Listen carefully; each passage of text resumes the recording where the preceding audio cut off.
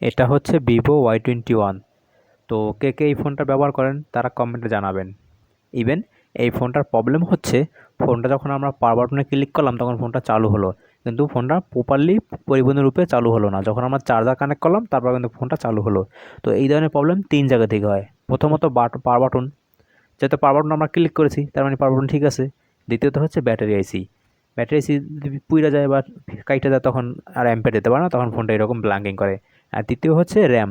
RAM যদি খারাপ হয়ে যায় সেক্ষেত্রে শুধু ভিভো লেখাটাই আসবে, আবার যাবে। তো এটা যেহেতু চার্জার লাগানোর পর এসেছিলো, তার মানে আমাদের সন্দেহ ব্যাটারি। তো আমরা এখন এটাকে সেফলি খুলে নেব।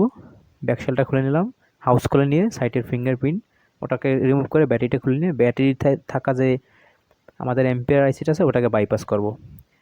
যদি আপনার কাছে এরকম সেম থাকে তাহলে ওটা রিপ্লেস করে দেবেন, আর যদি না থাকে তাহলে আমার এই টেকনিকটা অ্যাপ্লাই করবেন, বাইপাস করে দেবেন। জাস্ট এটা তারের মাধ্যমে বাইপাস করে দেবেন। ইভেন এটা প্রবলেমটা চিরস্থায়ী ফিক্স হয়ে যাবে। আর কখনো এই প্রবলেম আসবে না, কোনো দিনও আসবে না। যতদিন না ব্যাটারিটা ফুলে নষ্ট হয়ে যায় ততদিনে। আর আশা করি 2-4 বছরে 5 বছরে এই সমস্যা আসবেও না। যদি আপনাদেরও এইরকম প্রবলেম হয়ে থাকে তাহলে চলে আসুন জালালগোষ্ঠী খান মোবাইল গ্যালারিতে। আমি আছি এমডি রাকিব তালুকদার, আপনার সেই প্রবলেমটা ফিক্স করার জন্য।